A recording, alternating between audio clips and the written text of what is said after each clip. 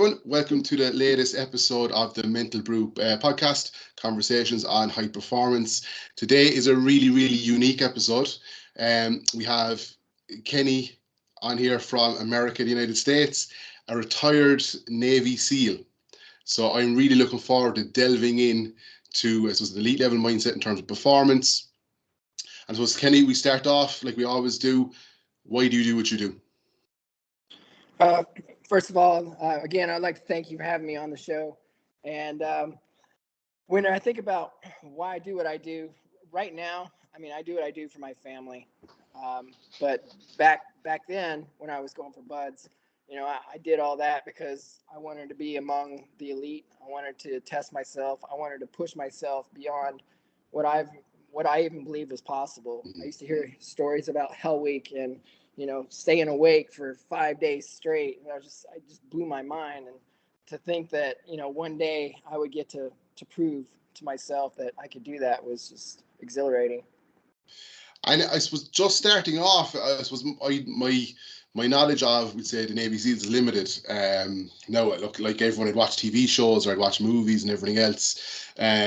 How do you go about trying to, I suppose, get into the SEALs? Firstly, like, are you enlisted as in the regular army and you kind of go for it, or is it something that you can go in straight in, trying to get into the SEALs straight off the bat, without kind of going in through the? It's changed throughout the years. When I first came in, I came in '92, and I came in under what they called the Die-Fair program. So, by the way, you can only get into the SEALs by going through the Navy. There was one period where they let the Coast Guard do like a test run, and then they didn't do it anymore. So Navy is the only way to get in. If you're from a different branch of service, you have to transfer to the Navy in order to get through. But I came in under the Die-Fair program, which meant I was going to go straight from boot camp straight to BUDS, which is basic underwater demolition SEAL training. It's where you hear about all the horror stories and the hardest training on earth and all that stuff. And so after I was in boot camp, I got completely disqualified from that program. So okay, and just, I suppose, you kind of enlist and you're kind of going forward for that training. Was there a time where you're kind of going, oh man, this is insane. Like, this is something that I don't know if I'll be able to go forward with, or what am I doing even going kind of to, go through the program? Did you ever have that element of self-doubt at any stage? I didn't know how I was going to do it kind of questions. I always knew I was going to somehow do it or I was going to die. That was it. That was my mindset. You're going to do it, you're going to die. You're going to swim underwater, you're going to drown. If you don't you have to do a 50-meter underwater swim in one breath. And it's just all my mindset was just, you're going to do it or you're going to die or pass out trying. Yeah. So there were several times where you're thinking about the evolution in front of you. Evolution is what they basically call everything that you do, whether it's doing push-ups or pull-ups, whatever. It's called an evolution. Yeah. And there were several times where you're thinking, oh my God, I got another 1,000 more of these to do, before we can leave. How am I going to do it? You play mind games. They say that BUDS is 10% physical and 90% mental. Okay. So whatever you tell the mind tells the body to do, it will do. And so it's more about harnessing control of your mind and just basically going on autopilot and pushing yourself. Like, I suppose even to get through it, even just you kind of hinted at it there's a massive element of, we'd say, mental toughness and resilience, right? Even going back to when you were younger, can you think of anything where that stands out, where you always had that kind of mental toughness, or and kind of inner strength within you? Well, I had a pretty checkered past. Okay. The long and short of it, I grew up in a cult, and a religious cult. My mom was the subject of a documentary a couple years ago on it. She's since passed. But so I had a pretty checkered past and already had to develop mental toughness just to survive that. and that's partly why when I went to boot camp, I got disqualified from the program because of my history with psychological issues and stuff from the cult. So Okay. Okay. And how did you see out the program? Did you go back to it again, or is it kind of one and done, or what way does it work? for me, I went all the way to second phase. So it's divided into 3 phases. This was, again, it's changed throughout the years, but in 92, well, actually it was in 95 when I went.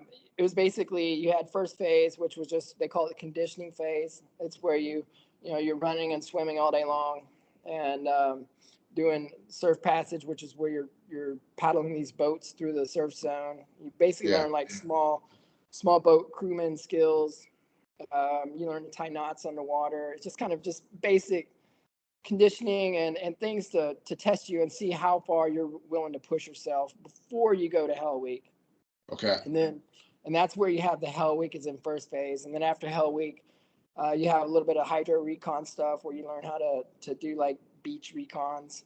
And then from there, you go to second phase, which was dive phase. And that's where you learn, scuba, Dregger, and all the scuba stuff. Wow, that's fierce interesting.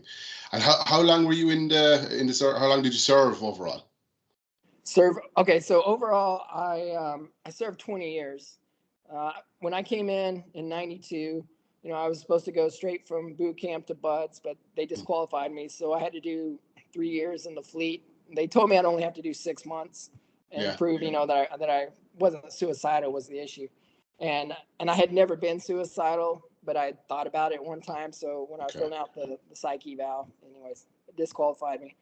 And so the way the Navy works, though, is when you get to your first command, you don't get to go anywhere for at least 3 years. But they don't tell you that in boot camp. So I get basically stuck in the fleet where I didn't want to be. Yeah. But I turned that into a blessing by staying, focused every day, hard charging and training, just trained like every day until I was definitely ready. Wow. And I suppose, again, my lack of knowledge here now, so forgive me. So did you see out the phase then where you became a fully fledged Navy SEAL, or were you just kind of operating within the Navy, or what way did it work? Are you talking about at BUD/S? Yes, like you were kind of in BUD/S, you went to the 3 years in the fleet. Like what happened next for you to kind of progress your kind of career? Okay, so let me clarify. When I left boot camp, I went straight to the fleet. I didn't even get to see BUD/S for another 3 years. Okay. And then when I went to BUD/S, I went through first phase, and then I broke my foot during Hell Week. And so whenever second phase rolled around, I went to medical and got rolled. What happens, and this is where you hear all the the macho man stories of guys going through with broken leg and cracked femur and all this other stuff, is because there's certain periods of training that if you go into medical and they roll you, you might have to start from day 1. Wow. Or you might start right after Hell Week. Or if you get to another phase, then you would just pick it up at that new phase. And so that's basically what I did, is I just waited until the new phase started, so I didn't have to start from day 1. Okay, I'm with you. And how long, I suppose, how long did the training and all that take before you kind of saw the other end of it? For me, it was about 9 months. Wow. Normally, back then, it was only 6 months. But whenever you repeat a phase, the class keeps going, and you basically wait for the next class to catch up to where you're at, and then you just jump in with them. And I suppose one thing I find fascinating, because I would do my bit of reading on it. For me, and I suppose for the listeners, we're interested in performance. So, I work with businesses, I work with elite level athletes, and I work with sports teams, all with a view to, I suppose, improving performance. I suppose within that, especially working with teams, we're looking to build, I suppose, that sense of connection, that sense of trust. How is that built, I suppose, in your environment? Especially, like, there might be a level of competition there, depending, I suppose you're all looking to progress onto the next level, maybe to a team or whatnot. Like, I could be, competing with you for a spot essentially, but, we can end up on a team or something down the line. how do you, or how is that sense of, I suppose, team cohesion built within the teams then? Well, the way the instructors and buds is set up is that everybody suffers as a team, Okay. right? So from the very beginning, if somebody does something, an instructor yells drop, then pretty much anybody within earsight has to drop down and do push-ups. Well, okay. And so then they do the push-ups, and if I think when you first get there, it was like 20 push-ups each time, right? And Yeah. after each phase, it went up. But if the instructor sees someone not what we call putting out, not doing push-ups correctly, they might make everybody start all over. And Well, so okay. everybody's like, hey, turd, start putting out, Yeah. And so right away you get peer pressure Yeah. to do right. And I think that's kind of the beginning of how they build that team cohesion and camaraderie. And like, obviously, you're holding your teammate essentially to account for, I would say, not pulling his weight, right? But can that ever boil over to frustration? So like, say if it's me and you've had to say to me now 3 or 4 or 5 different times, come here, you're not pulling your weight and we're all suffering. Would it ever lead to kind of friction that way? Or is it, I suppose, everyone's at a certain level and a certain mindset to improve anyway, that it's okay, I'm at one and done, I don't need to be told anymore, I'm rowing in and doing my bit? It really depends on the person. Sometimes Okay. that will create friction, and guys will be like, hey, you're being a turd, and if you Yeah. don't straighten up, we're gonna basically make sure you don't make it. And Okay. that's just by just being hard on the person, and usually the peer pressure is enough to make them quit Yeah. if they're that kind of person. But if they really, if they're like sometimes you get older people that they're not that physically fit, but they have the mental tenacity to like let's get it. And the instructors too can see like who's putting out and who's faking, and so they kind of know too. Yeah. That's like, I find it all fascinating. And like, you're in the service 20 years. We'd say when you retired or you kind of moved away, was their transition difficult? Because like what I've seen with athletes, sometimes, especially athletes who are retiring, they're known as, the footballer or the baseball player, using an American sport. Like, they're known as this person for this kind of maybe career or their passion. And then all of a sudden when they retire, it's kind of, I wouldn't say taken away from them, but like they kind of lose that sense of identity or maybe that sense of purpose. How have you found your transition kind of out of the armed forces? For me, when I first got out, I got kind of right back into it. They say those who can do and those who can't instruct. And so I Class. became an instructor, teaching the civilians and the other Navy people that were not SEALs how to operate and Wow. basically do SEAL things, because a lot of times we bring them on ops to, they have their mission, separate mission. So we have to make sure that they don't shoot us in the back, or Yeah. they know how to operate, Wow. And was that a challenge? Because straight away I'm kind of thinking, okay, obviously they're at a certain level, maybe a certain mindset, because they're in the armed force, they would have been through maybe basic training and whatnot. But like, you're coming from the top level of the cream of the crop, and you're coming down in to coach or teach. This was these individuals. Was that a challenge? Was there ever an element of frustration with that, where maybe you'd be expecting them to do what you've done, or expect them to do what your peers would have done, teammates, etc.? Yeah, sometimes it was a challenge, and we were learning, as we went. A lot of times we might make a mission for them that just was too much, and Yeah. so we'd have to scale it back. And sometimes they'd even, we're not SEALs, Yeah. all right, you're right, all right, let's take a break. It was just it was stepping back a little bit and just assessing the situation. Like, okay, these guys, they haven't been training their whole lives, and they're Yeah. not, this is just too much, which is fine. We have, I don't know if you have the TV show in America, you might do, but we have, or it's kind of over now here in Ireland, but we had a TV show called Ultimate Hell Week, where Irish Special Forces took regular civilians on a game show, essentially reality TV show for the week of Hell Week, and they had elements of Special Forces training about what they would have went through. There's a version in England and everything else, but I was lucky enough to hear Ray Goggins speak. And I suppose I asked him a question. I'm going to ask you the same question. Does your training still kick in when you're in everyday life, maybe going to a restaurant? Are you looking at exits? Like, are you still, is the brain still operating, kind of going, checking for, I suppose, whatever a Navy SEAL would check for in terms of to manage your own safety? Yeah, I think it just becomes an innate part of you. Okay. You walk into, like I say, you walk into a restaurant, you automatically looking for, your exits, and right away thinking, okay, if something happens, what am I going to do? And where can I see the entrance and sit and stuff like that. I try to turn it off sometimes because it's, you don't want to be too hyper vigilant, Yeah. and it can wear on you. So Okay. it's nice to find a balance. Yeah, and I just find all that so fascinating, to be so well trained that you're always kind of looking for these things. I do have kind of a general question for you.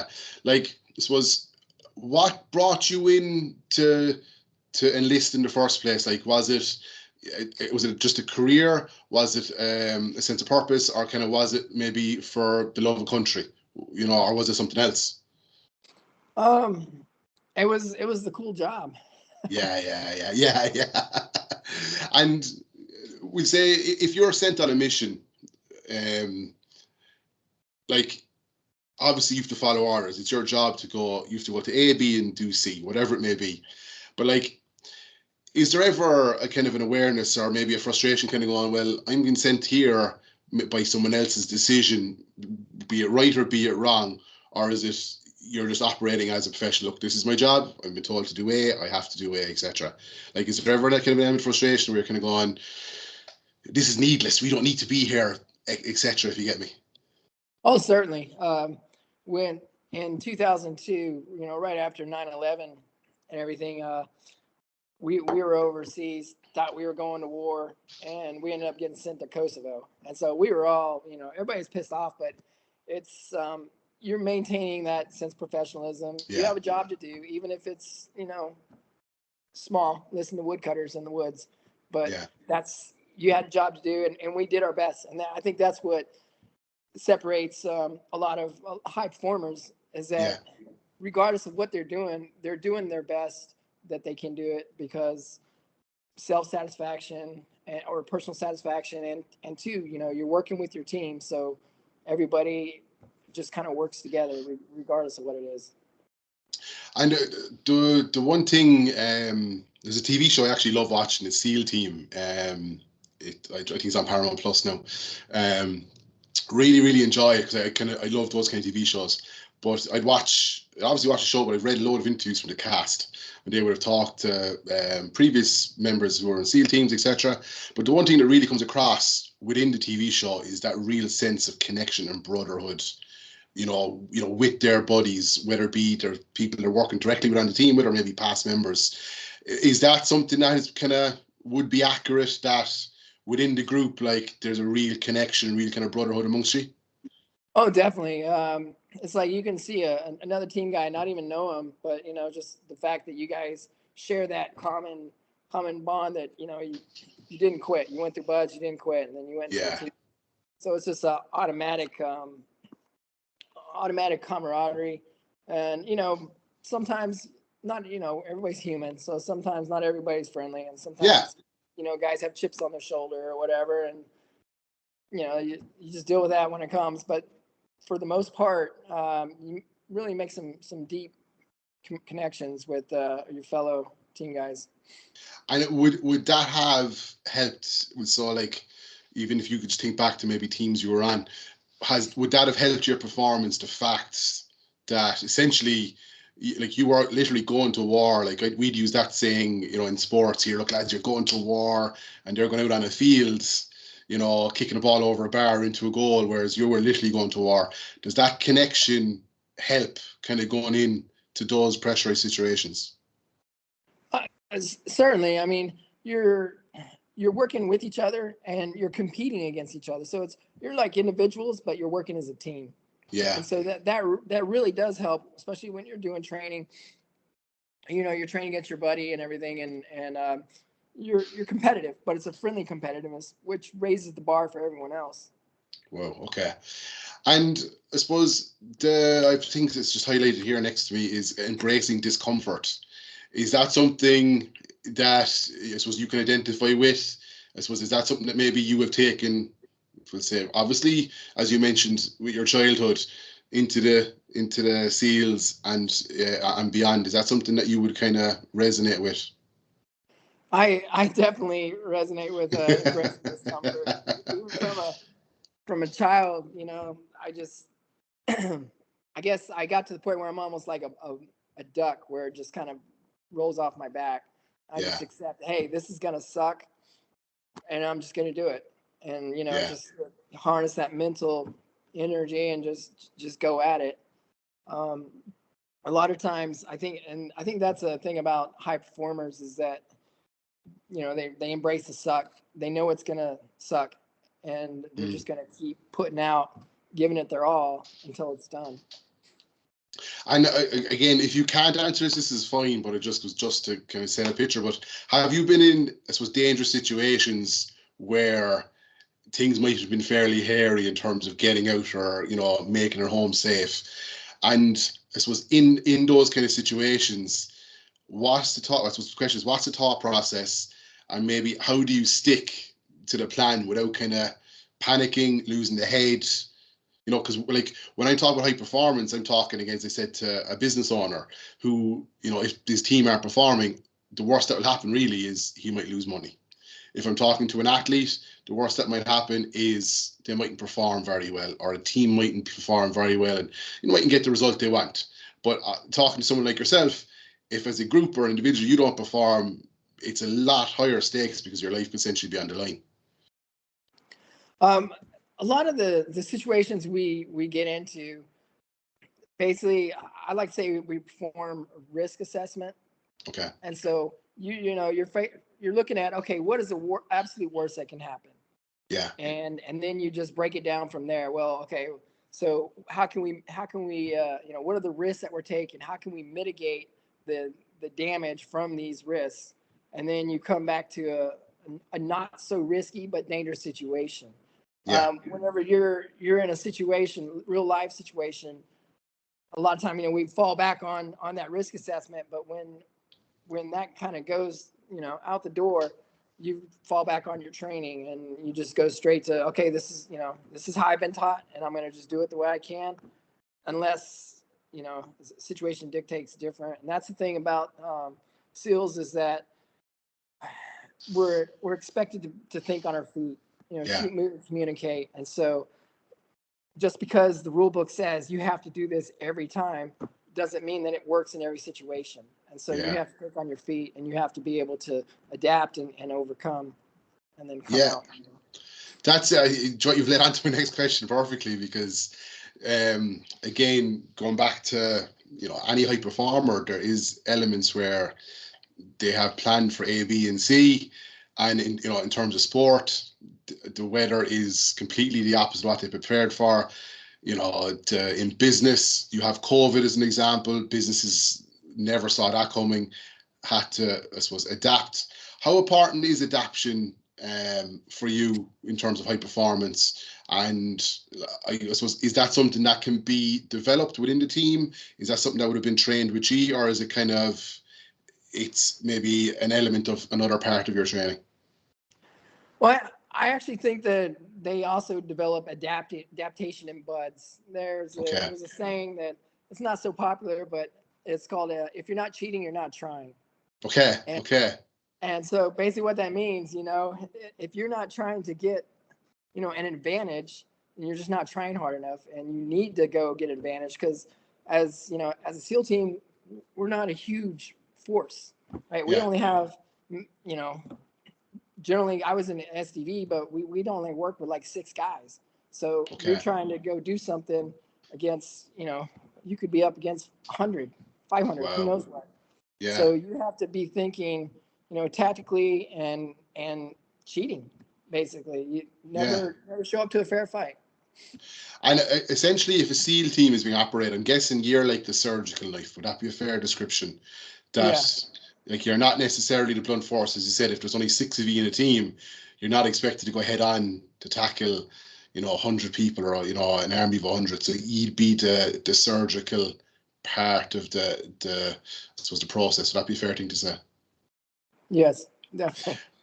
And I suppose just with the back to buds, how, I suppose, what was an average week like? Because going back to the TV show I mentioned here, Ultimate Hell Week, they showed a lot of the sleep deprivation where they let the contestants go to sleep maybe for an hour or two. They come in, wake them up, they go for a run, they throw them into water.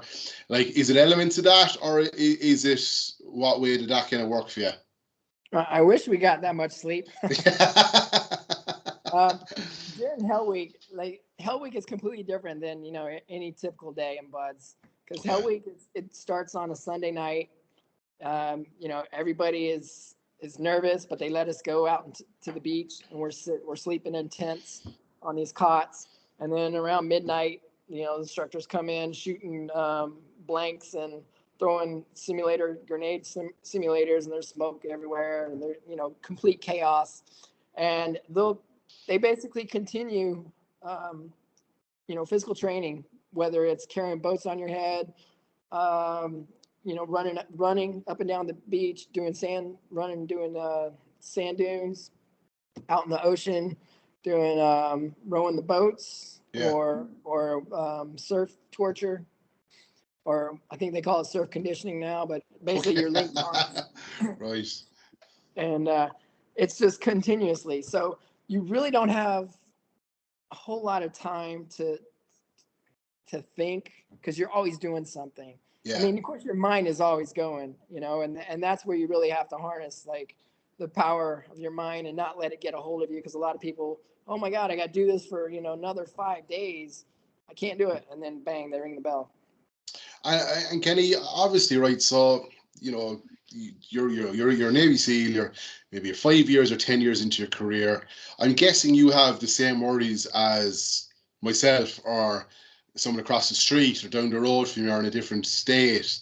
Maybe worrying about a mortgage, or maybe you'd a fight with a loved one, and just stress in general.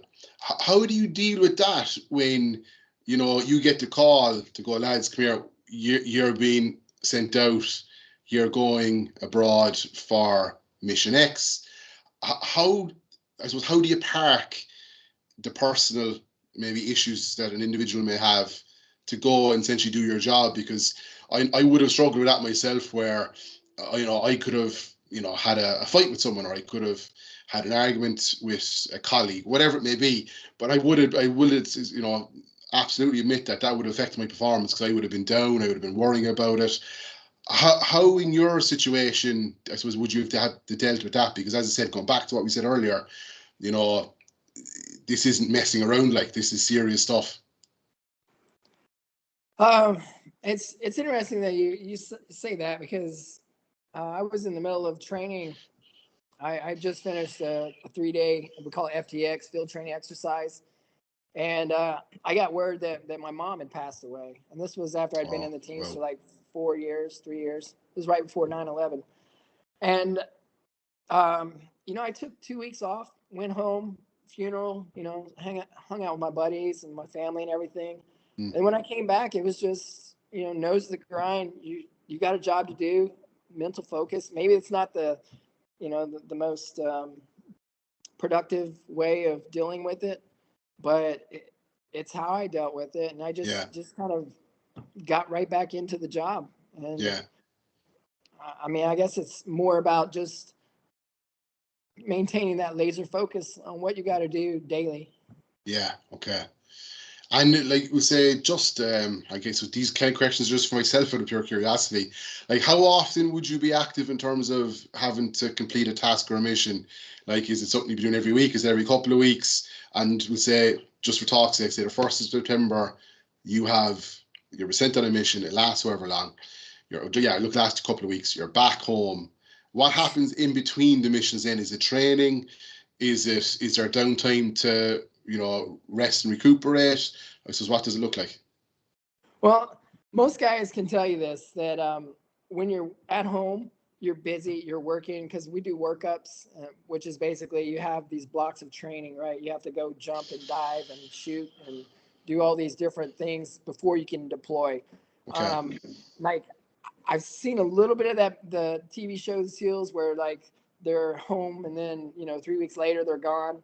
I Yeah. think that's supposed to be damn next. So they have that op tempo, but the rest of the teams, we're basically deployed for maybe 6 months. Like we Oh go wow. out, we'll go deploy 6 months, and then we come home. So we're kind of like the rest of the Navy when it comes to Okay. deployments. But Oh, when you're on deployment, it's like I'd say it was like a break, because when you're home, you're dealing with your family, you're yeah. dealing with everything, home life, and you're always gone because you're training. So Yeah. you're in one state or another doing who knows what. And so then when you finally deploy, you get to just focus on your job. Yeah. And Okay. it's kind of a relief, even though you might be doing a mission every night. It's just it's definitely a ball kicker, but it's it's why you're there. And I think you get a lot of satisfaction out of doing it. And like this is great stuff. This is really really interesting. So again, thanks so much for sharing this with me. But like, just say you're on a way to a site or a mission or whatever else. Maybe you're in a car or a jeep or a plane, whatever it may be. Had you any kind of sort of routine that you went through, maybe a mental routine to, I suppose, dial in the focus or maybe to reduce anxiety? Because I'm guessing the stages you would have maybe experienced anxiety, and like, how would you have dealt with something like that? Had you a routine coming up to maybe, before you boots in the ground that you'd kind of go through? Um, I can't really say like I had a routine. I mean, obviously, when if you're in a vehicle or something and it starts looking sketchy, then you're gonna start doing the breathing control and controlling your thoughts, and Mm, then focusing on what you need to focus on and becoming hyper vigilant, so yeah, that you're ready to act, and always have a backup plan and a tertiary plan, and yeah. you know That's class because again, just kind of going the negative self-talk as you highlighted there. Working with teams or athletes, that's an issue that as all comes up. Maybe a lack of belief or that negative self-talk where they tell themselves they're not good enough, or where they maybe catastrophize the situation to make it worse than what it is. And this was one of the things that people like myself would do. We've given breathing exercises, box breathing, etc. Is there any part of your training where you do work with maybe a psychologist on I suppose tools or to help you deal with stress or to help you deal with anxiety or to help you in this was the mental side of being a SEAL, or is that kind of an instructor would kind of maybe tie that into their own job as well, or what way would that look? um I mean, and through buds, I can't really think of like any time where they Mm. had us do breathing exercises Yeah, yeah, after, okay. after a run.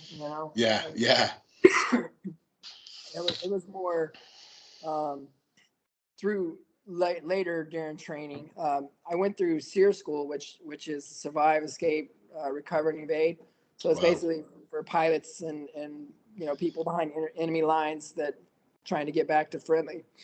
And one of the things I learned there was that you can be whoever you want to be at any moment. And they put right. us in a situation where we're told to sign this paper saying that we're prisoners and that we need whatever, it's innocent. And Yeah, then when you do it, they sit there and make it look like you just signed paper saying I killed all these citizens and yeah, I'll do it again, whatever. And so I went back to my cell feeling like the lowest little piece of turd on the earth. yeah, And and then they brought me in to talk to the provost marshal. He was kind of like this like good cop, bad cop. So he was kind of like Yeah. a good cop. And he could tell that I was just, I was beating myself up, and probably everyone else was too, who had, just willingly signed. Mm.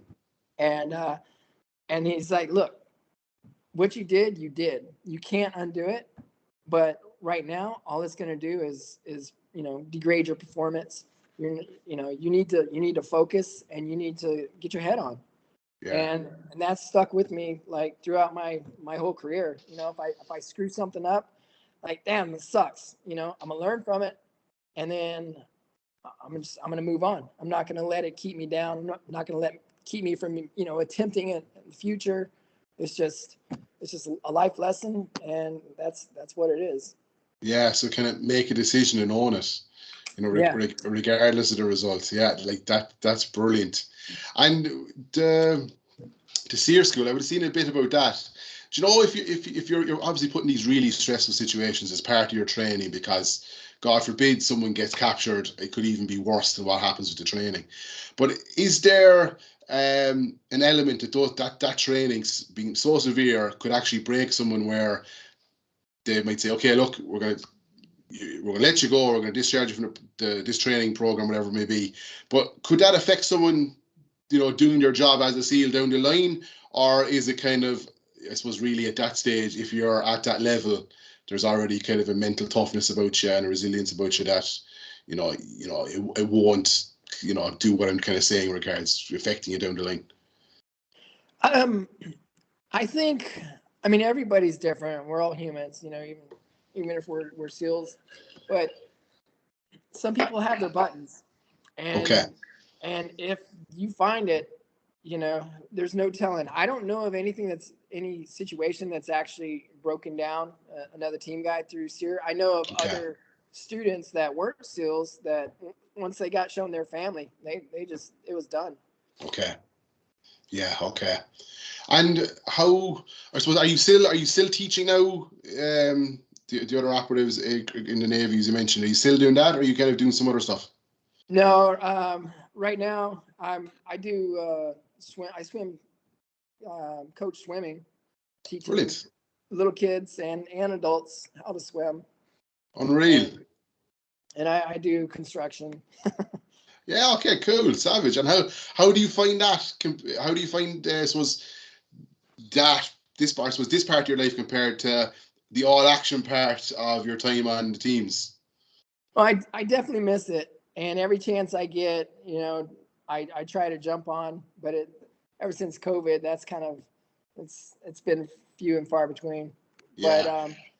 But I kind of attack, whether it's a construction project or if it's someone I have to coach, the same mentality of like, I'm gonna give it my all. I'm gonna do my best, and when I walk away, I'm gonna feel proud about it. And if I don't, Brilliant. then I'm gonna go back and fix it until I do.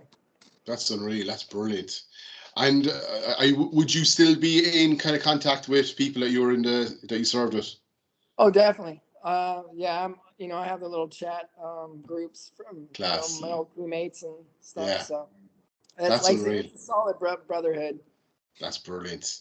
And obviously, look, we're kind of in strange times, in terms of what's going on in the world at the moment. A lot of unrest. Like, do you? Because I suppose, do you follow it? Would be just do you follow maybe the politics or geopolitics? But like, would you ever kind of be reading stuff and kind of go, geez, you're thinking of maybe the brothers that are going to have to go to maybe this place or that place, or that are kind of an opposite moment, in such a, I suppose, a difficult environment. Do thoughts ever kind of go to that?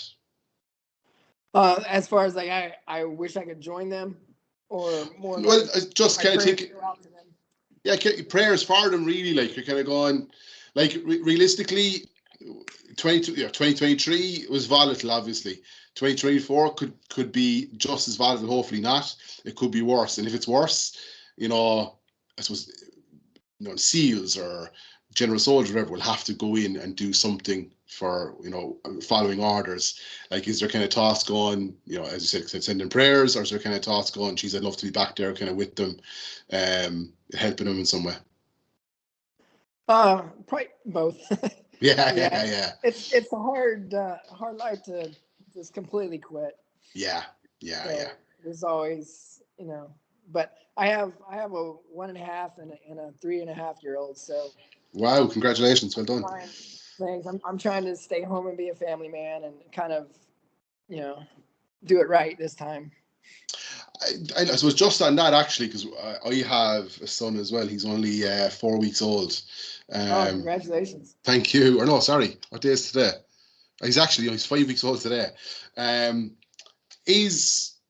suppose the fact your career in terms of the services has come to an end, is that a bit of a blessing in terms that you get to be, present with your kids, maybe doing a bit of swimming coaching, like, and how important being present for your kids is a thing for you? Like, how important would that be? It's very important. I feel like, because I have 2 other ones, the 24 and 20, so they're grown. Yeah. And I definitely feel like, I robbed them of, the full childhood that they could have had. And so I want to do it right. And it's very important that I try to be present with them.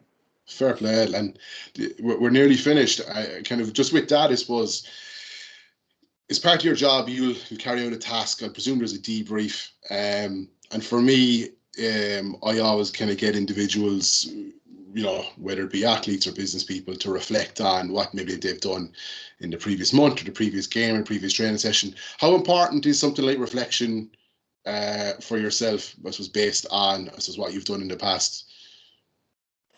I mean, it's like you said, every time we do a mission, we debrief it so that we don't make the same mistakes, and then we repeat what happened, to be successful. So it's very important to me. It's just a unconscious thing, I think, that I do a lot of times, just once something's done, even if it's just in my head, just going over, okay, that worked well, that didn't. Yeah, that's something that I would have struggled with, to be honest with you. I'm very much, I try not to be now, but it's very much of, okay, look, just get it done. Once it's done, who cares? It's done. And that wasn't great. I suppose I didn't really grow as a person because of it. So like, I've started to reflect on things of, maybe interactions with people, carrying out tasks, simple stuff. I definitely felt that it's important for me as well, just so that as an individual you can kind of learn from something, kind of grow from it, and as you said, go back, not repeat that mistake and do it better again. Because for me, it's about reputation, to build my business, so people kind of go, geez, we'll get Dennis here now to come in and work with our teams. And we've come now to the last question, and I think this is going to be, there's been absolute savage stuff from this so far for anyone who's interested in high performing. But is there any kind of 3 habits or routines that you carry out now yourself as a high performer? They could be, I suppose, when I put answers into your mouth, it could be anything really. It could be unconventional, they could be standard stuff. But is there anything, kind of 3 things that you do regularly to kind of set you on the road, or that you feel that if I can do these 3 things, I'm performing well this week? Yeah, I've been thinking about that. I mean, breathing, I think, is a huge thing, because once you control your breathing, you can control your mind, control your thoughts, and that's like a huge thing of just starting. Yeah. Another issue, I guess, would be, technique. I would have to say definitely visualization. Okay, very good. Seeing yourself doing whatever it is you need to do and accomplishing it. And rehearsing. If you have the chance to rehearse, practice, go over whatever you can, and go back through, your lesson, your mind catalog of lessons learned, things Yeah. that, like you're saying, your debriefs. We used to have to take a notebook in every training. At the end of the day, we'd write down, the shoes we wore, or something that we wore, or something that we did that didn't work well, or if it worked well, so that, we knew next time not to make that same mistake. And so you kind of have a Rolodex in your mind of all that. And so before you're going to attack something, just kind of go through it and remember, this is what works. This is what worked. Yeah, that's actually really interesting. So what we're seeing now in a lot of elite level sport is that I suppose journaling, logging stuff. I have my own journal I've developed for athletes, and again, there's a huge self-reflection piece in it. There's a huge wellness piece in it. But for me, I suppose when I'm talking to people about it, that if I'm talking to an athlete like, well, Dennis, why should I use this? Well, because it's a 6-month period. You will have had difficulties in that 6 months. Once you log them, and you'll obviously overcome them, you will now have a body of work of tools or ideas or practices that you did to help you overcome obstacles in the last 6 or 8 months, whatever it may be. And it's something that you can have kind of going forward and kind of learn from. So to hear that, a former Navy SEAL does the exact same thing as part of his job is class. It's a great selling point. I might put your face in the front of the book, and we'll organise some sort of split. Well, Kenny, this has been enlightening. This has been absolutely fantastic. When you're saying stuff, I'm kind of putting, I suppose, my terminology of what you're saying onto it. And for anyone looking or interested in high performance, there's so much here for them to take from it.